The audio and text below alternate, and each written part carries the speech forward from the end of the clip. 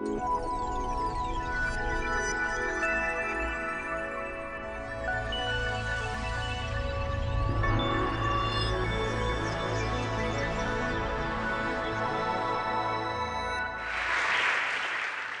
book has been extremely difficult to write in my personal circumstances, and Stuart was just so sensitive about that.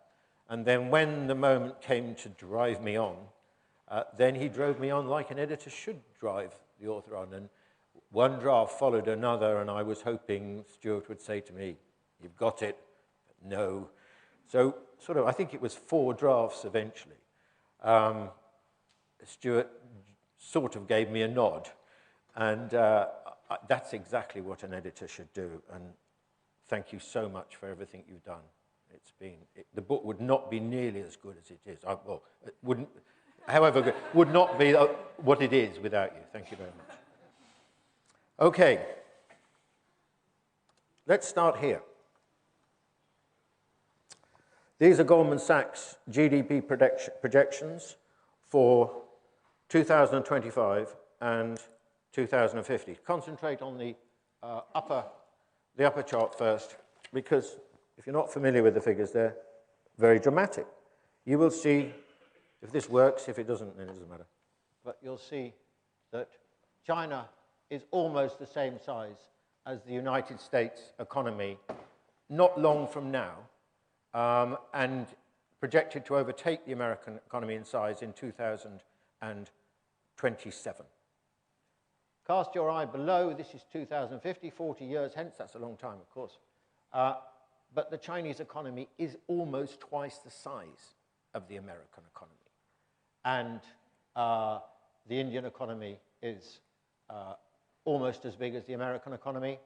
And you'll see that only 2 European countries nudge into the top 10, the UK and Germany, with economies like Indonesia and Brazil and Mexico significantly larger.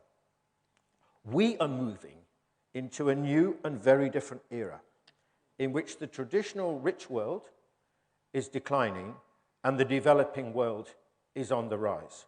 In 1973, the rich world accounted for 2/3 of global GDP. Today, it's more like half. Once it was the G7, now it's the G20. And this reflects not just a shift in economic power, but the emergence, I argue, of new modernities. There's been a widespread assumption that all countries, whatever they are, wherever they come from, are heading in the same direction, for the same destination. Namely, they will be Western-style societies. In other words, there's just one kind of modernity, and it's ours. Now, I argue that this is quite wrong. Modernity is not just shaped by markets and technology, but also by history and culture. We are witnessing, in this era, the birth of new modernities with very different coordinates to those of the West. We are entering, as I argue in the book, the era of contested modernity. Now, we already have examples of this to hand. If we look at Japan, really, it's clear with Japan, and has been clear for a long time vis-à-vis Japan. It's also clear, although less clear, if you like, because they're much smaller, with the Asian tigers. But it is China, because of its sheer size and its highly distinctive history, that will unambiguously demonstrate that its modernity will be profoundly different from that of the West.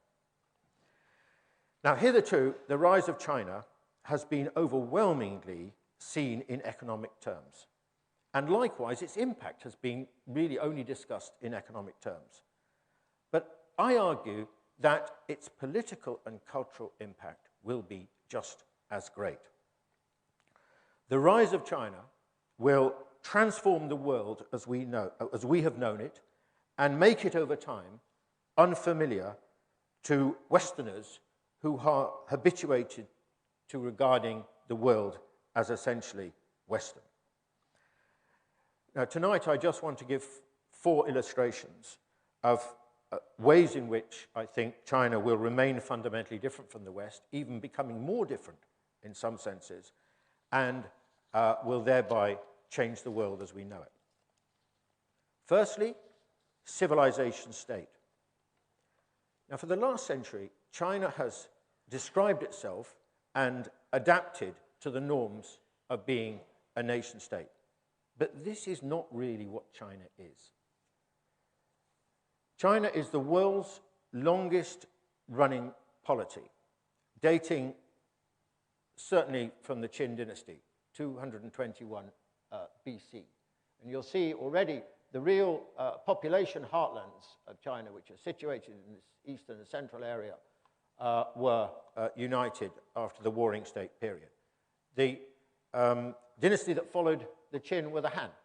And you can see already that actually the Han Empire is not so far short of the Ming dynasty of much later, before the great expansion of the Qing dynasty into the western parts of China.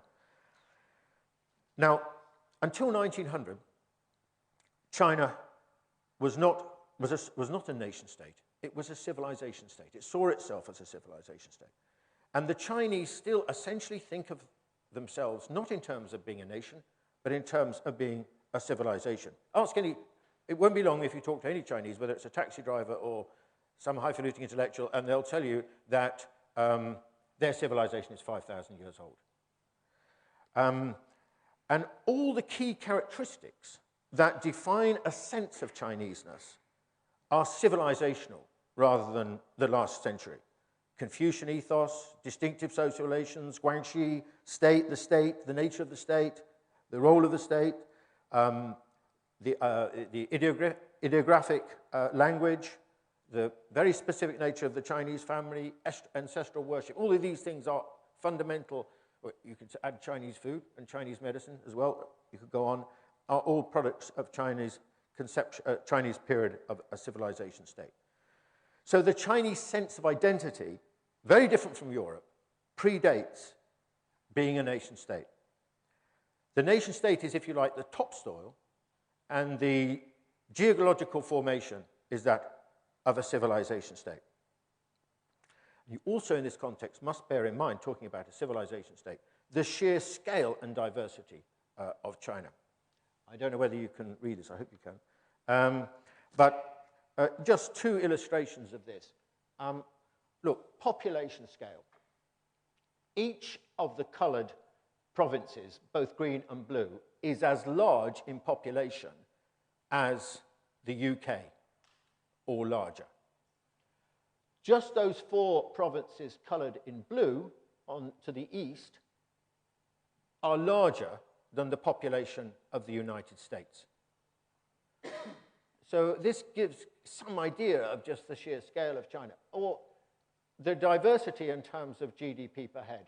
Shanghai is the richest area with a population of something like 20 million odd, and then Gansu, which has got these are in RMB, 51,000 roughly, 51,500, about 5,500 pounds. This was 2005 figures, and Gansu, I can't even read it here. 7,500. So China is very diverse and much more decentralized than we think of in the West. We have a view of China, of course, as being, single identity, rather monolithic, associated with the present communist regime to some extent, and so on. But it would not be possible to rule such a vast country, to govern such a vast country like that. It's extremely decentralized in the manner of its operation. Now, what are the implications of being a civilization state for the way in which China works? I want to make 3 points. Firstly, it has a very different kind of politics from a conventional nation state, with a notion of unity, or an attachment to unity, rooted in the notion of civilization rather than nation, at the heart of what the priority of a Chinese government is. This has been true right the way through, from the imperial period through to the present communist period. Secondly, a civilization state embodies and allows a plurality of systems that is quite alien to a nation state. Let me give you two examples. Remember 1997, the handover of Hong Kong. One country, two systems. One country, two systems. Can you imagine a nation state suggesting a solution, one country, two systems? With a nation state, it is one nation, one system.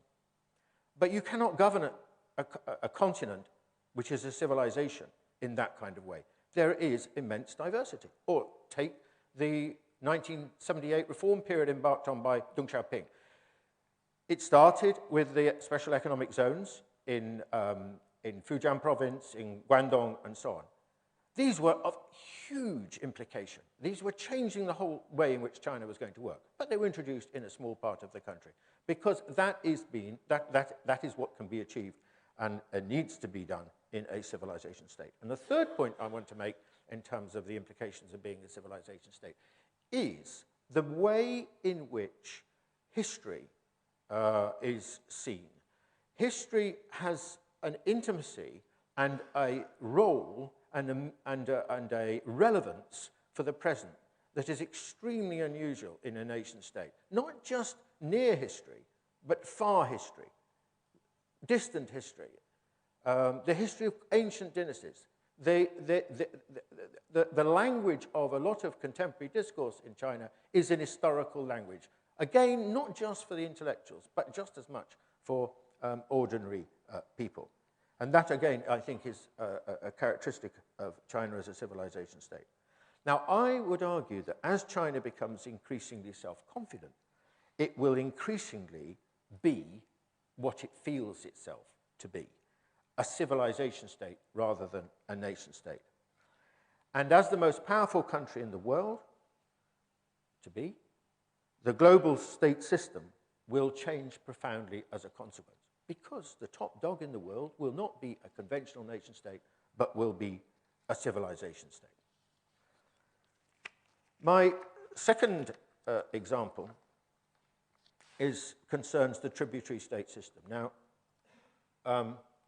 here we have a map of East Asia and a bit more South Asia. But what we're concerned with here is China, Korea, where's Korea gone? Japan, and reaching into Southeast Asia, or certainly to Vietnam, Thailand, and right the way down here. Now,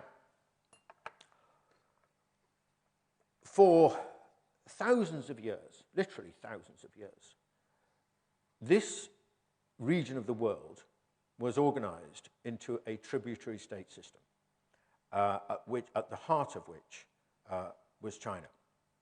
Not a nation-state system, but a tributary state system. What were its characteristics? First, enormous economic inequality between China and the neighboring states and kingdoms. Secondly, huge Chinese cultural influence and an acceptance by its neighbors of Chinese cultural superiority. The Chinese have a very hierarchical view of relationships and still do. Thirdly, that in return for forms of protection and support, these kingdoms would pay tribute to the emperor. Fourthly, the system was very loose and very diverse. So depending on particularly your nearness to Beijing, or whatever the capital was at the time, would be the way in which the relationship worked. So you had big brothers and little brothers, and it was all done in a sort of Confucian language of the family. And fifthly, the final characteristic I want to mention is longevity and extraordinary stability. Now, probably, arguably, the tributary state system in terms of attitudes has never gone away. I mean, we're talking about 100 years compared with something that lasted for thousands of years, both on the Chinese side in terms of their attitudes and on the neighboring state side. And I give some illustrations in the book. Now, look what is happening. This is a most extraordinary change. These are the countries in the region. We're talking about the Chinese market, its importance for all these countries, the countries I've listed here in the region. And in a very short space of time, 12 years, and I can tell you now that it's continued apace since, there's been a dramatic increase in the importance of the Chinese market for every single country here listed. and it will, for some, China is already the most important market. For others, probably for every country in East Asia, it will become the most important single market. And of course, there's some particularly dramatic transformations. Korea has gone from, in this period, went from 0 to about 17%. Taiwan, look at that, from 0, I can tell you now this figure is 40%. So what's happening with great speed is the growing importance of China means that the East Asian economy is being reconfigured around China. It's becoming China-centric. Now, you might think, okay, this is a long way away, blah, blah, blah, blah, blah. Well, first of all, I think East Asia prefigures the future to some extent in terms of Chinese influence. And secondly, remember, East Asia is the biggest economic region in the world. It's bigger than North America, and it's bigger than Europe. Now, what I think this means is, in a sense, we're seeing the re-emergence of the conditions that underpin the tributary state system. I mean, what blew it away, essentially, was the arrival of Europe and European colonialism. Well, Europe exited, had gone by the 1950s from East Asia, replaced by the United States. But actually, one of the dramatic features of the Bush period has been the decline of the United States' influence in East Asia. And, of course, the other condition is the rise of China. So I don't think we should be surprised if East Asia resumes some of the characteristics of the tributary state period. China hugely disproportionate in power and strength, that is certainly going to happen. Increasing dependency of other countries on it, you can see that here already. Implicit recognition of Chinese culture, the value of Chinese culture, even the superiority of Chinese culture. Actually, in some ways, that never went away. And you can add not only to the traditional countries that were involved in the tributary state system, something that didn't exist in that period, but if you want to get a sign of the times, it's Australia. The shift in Australia to an increasingly China focus is a very interesting phenomenon. Now, will this kind of notion spread further with the rise of China? I don't know. Central Asia, definitely a possibility. Should we be thinking in these terms when we think about Africa? I mean, now we always use Western terms, colonialism and so on, but maybe we should think, we should consider this as well. Okay. My third point concerns the Chinese attitude towards race. Now, China has a population of 1.4 billion people, huge. Around 92% of the population consider themselves to be Han Chinese. Now, this is entirely different from the other most populous countries in the world. India, the United States, Indonesia, Brazil, all of which are and consider themselves to be multiracial. Now, of course, it's nonsense that there's 92% of the Chinese are one race, but that is how they think. It's obvious if you go to cities like Shanghai and Beijing, even Shanghai and Beijing and Guangzhou, you can see very powerful physical differences. But that is not how the Chinese see it. Why? Well, first of all, it's really back to a civilizational point.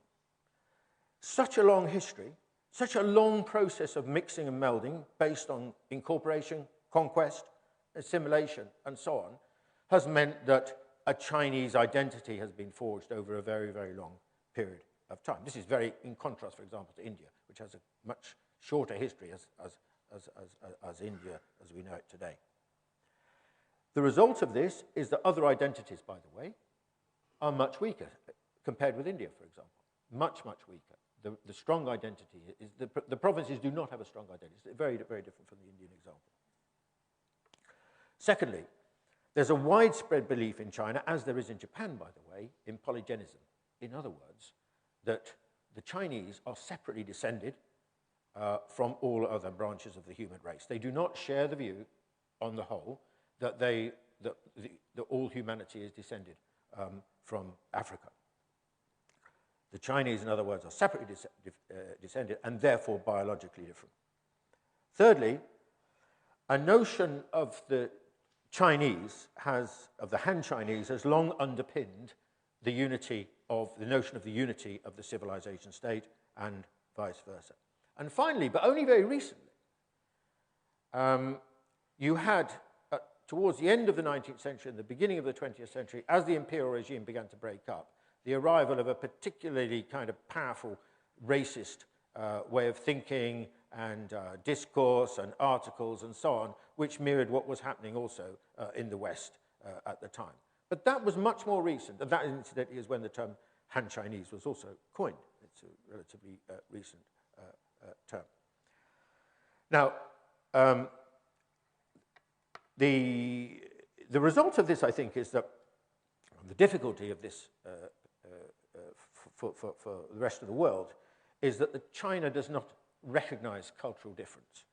And this is very evident in the attitudes towards the Uyghurs, for example, in Xinjiang province, or the Tibetans. The Han Chinese attitude is essentially one of assimilation and a sort of civilizing mission of the Han Chinese to raise them up to the level of the Han Chinese. Now, as we know from our own experience of, for example, Britain, or for example, the United States, countries see the world, dominant countries see the world in terms of themselves and their own history. And so also China will. And I think that the lack of recognition of difference and a sense of cultural and racial difference and superiority on the Chinese will be one of the most problematic aspects of the arrival of Chinese ascendancy. My fourth and final point concerns the distinctiveness of the Chinese polity. The Chinese state is very different from Western states, the state in Western societies. Firstly, it's the embodiment and guardian of Chinese civilization. It represents it. And therefore, because of the sort of centrality of the notion of civilization to the Chinese, it's revered and deferred to in a way which is different from West. It's regarded as organic to the society in a way that I don't think the state is regarded in Western societies. And its overriding responsibility, as I said earlier, is to preserve the unity of China, of Chinese civilization. First point. Second point. The Chinese state, unlike the European state, for example, has had for a millennium no serious competitors. The European states were required to share power with the church, with merchants, with the nobility, and so on. Not true in China. Even to this day, not true. There are no boundaries, therefore, to its power. Whereas they're carefully delineated in Western societies, that has not been true, either the imperial period or the communist period in China. Another point, that by and large, fundamentally, the Chinese state does not deal with, and they never had to deal with other groups, whatever they are, merchants, for example, on the basis of negotiation and compromise, but on the basis that they seek individual favors. This is very, very clear in Hong Kong, for example, since the handover. Now, I think that none of these factors constitute a reason why China cannot become much more democratic. I don't accept that. But I think that it's very important for us to understand the specificity of different societies, of different cultures, in order to understand what the prospects are, or what the possibilities are, and how it's likely to be shaped. Now, there is actually in Chinese history a notion which is very powerful and much more democratic than the divine right of kings in the European tradition, which is the mandate of heaven. This notion was that if the emperor seemed to have failed, then he had lost his right to rule and could be overthrown. And this comes from Mencius and other very important writers in the Chinese tradition. And that is what happened. It was deemed, and there'd be great, huge popular uprisings. The Taiping uprising and so on are examples of this. So there are within the Chinese tradition all sorts of what I'll call sort of democratic elements. But I think it's very important for us to appreciate that Chinese democracy will have very Chinese characteristics, just like Japan has, but is not recognized because we think of it as a Western-style society. Wrong. Japan does not work like a Western-style society, and legitimacy and popular sovereignty does not rest in the same place as it does in Western societies. My final point about the state is just this. The Chinese state is a formidable institution. Not just now, but over hundreds and hundreds and hundreds of years. It has had capacities and abilities and skills that far exceeded at the time the level of capacity of Western states. And to this day, I think that the Chinese state is still a remarkable institution. It's had to reinvent itself. It did in 1949. To some extent, it did it in 1978 as well. Let me suggest to you that actually China is probably the home of statecraft, the home of state tradition. And I think that over time it will become something that will exercise, well, is already exercising a very big influence on developing countries, but I think will exercise a much wider influence. But it cannot be copied because it comes from a totally different historical roots. Now, I could go on this because there's lots of other things I'd really like to tell you about, but I won't, but I will just mention what they are. I mean, we obviously have to take into account that China is run by a communist party. Now, problem for us here. What happened? We all thought communism finished in 1989. Oh, but you know, so what's all this about? You know, on the one hand, one of the most important events, closing in a sense the 20th century, as Eric Hobsbawm argued in Age of Extremes, and on the other hand, hang on a minute, 1978 to now, probably the most important transformation in the world, led by a communist party. There are some questions to think about here. China as a developed and a developing country. Look at this, look at this. This is going to be such a new phenomenon. This is the 2025 income per head. This is the situation in 2050. And look, even in, where's my little light gone? Even in, it doesn't want to work, okay, it doesn't matter. You can see it's colored in gold on the chart there.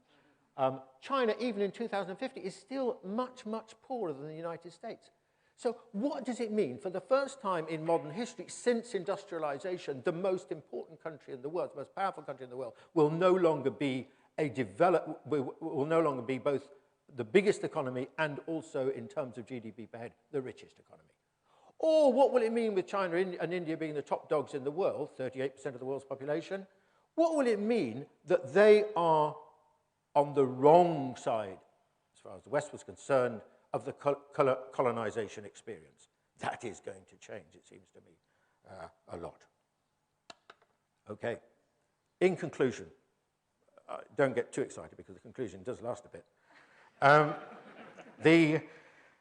Rather than the cliches of globalization we've become accustomed to, westernization, Americanization, and so on, we are actually entering a quite new era, which is increasingly influenced and shaped by the developing countries. Now, what do I think about this? I think this is fantastic. In principle, this is fantastic. Why? Because the 200 years which have been associated with Western domination are the domination of a very small part of humanity. The global governance, in practice, the way it's worked, has been exercised by a very small minority of the world's population. That's what institutions like the G7 actually mean. That's what the IMF means in terms of voting capacity. Now we're moving into an era where just the arrival in China and India at the top table, you know, nearly 40% of the world's population. What this represents is the most important, rough and ready democratization globally that we have ever seen. Is that a good thing or is that a bad thing? It might be a very uncomfortable thing for us over time, but it seems to me that, you know, being on the side of humanity, this is a very positive development. Now, of course, at the center of this process is China. We might even talk of a process of sinification. Now, some aspects of this in conclusion. Economic. I just want to give you some glimpse of this. You saw the figures for 2050. Chinese economy twice the size of American economy. Okay.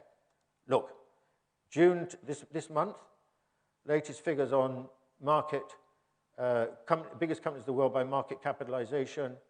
We're just at the beginning of the process of the rise of China, and 3 Chinese companies in the top 5. Those are the ones colored gold.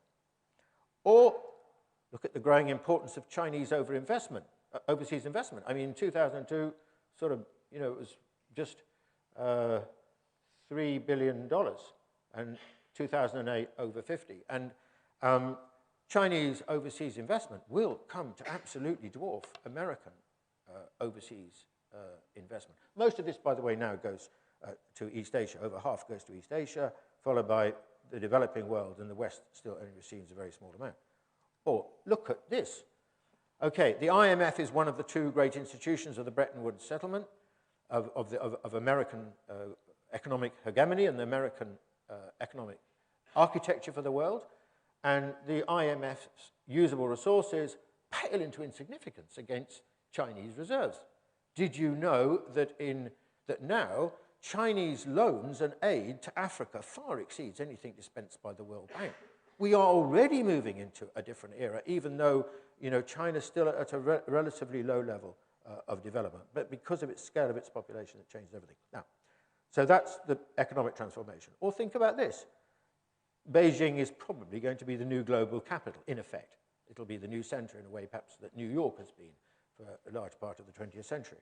Shanghai will replace New York as the new financial center. The RMB, within 30 years, maybe less, will replace the dollar. And East Asia will, already the largest economic region in the world, will be hugely the most important economic region of the world. Maybe we'll witness the rise of Mandarin. It is largely assumed that English is here to stay as the global interlocutor language. Is that true? What will the decline of the United States mean for the position of English? After all, it's the rise of the United States which has largely been the reason why English has spread. I think language basically needs a sort of patron nation behind it. And you can see, oh, wait a minute. Sorry, look, I mean, this is the situation now. Mandarin is easily the most widely spoken language in the world as a first or second language. Twice as many people speak Mandarin as English. At the moment, of course, they're virtually all in China. But this is already changing. If you go to East Asia, Thailand, Korea, Mandarin is becoming a compulsory part of the school curriculum.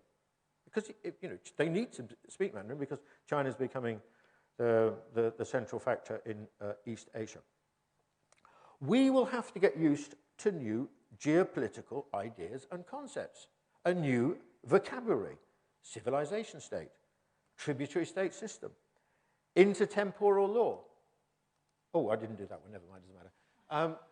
Look, this is, you know, there's a dispute over the islands in the South China Sea between countries like Malaysia and the Philippines and Vietnam and so on, over the Spratly Islands and the Paracel Islands and China. China claims all of the area within the red dotted line. That is the sort of historic claim line of China. The smaller countries base their claim on the territorial waters agreements which were pioneered by the United States after the Second World War. China based its claim on what it's called intertemporal law. In other words, law in historical context, if you like. So Hainan province, by the way, is the smallest province in China, but the largest in territory because it claims all that part of the South China Sea. One country, two systems. Get used to it. Imagine what the solution is going to be vis-a-vis Taiwan. And I'm fairly confident now that there will be, in not too long, some kind of solution. And it will be different again from what happened with Hong Kong. Much more flexible, much looser. Or the question of unity will become familiar to us in a different kind of way. You know, we now debate it in terms of Europe, but imagine the way we would think about it in terms of the Chinese experience. And of course, Confucian values. There will be new historical landmarks. Global history will increasingly cease to be a Western history. New dates will become familiar. 221 BC, the Sung Dynasty, Opium Wars, 1911, 1949, and of course, Zheng He's voyages between 1405 and 1433, including reaching the east coast of Africa. And there is his ship. Could you tell me whose ship that was, the little one? Any offers? Christopher Columbus. Well done. A plate of spring rolls for the gentleman at the back there. So there'll be new historical arguments. This is a silk scroll by Yuju, painted in 1368. Could you tell me what they're playing? Sorry? Golf. Golf. Who invented golf? Thank you very much.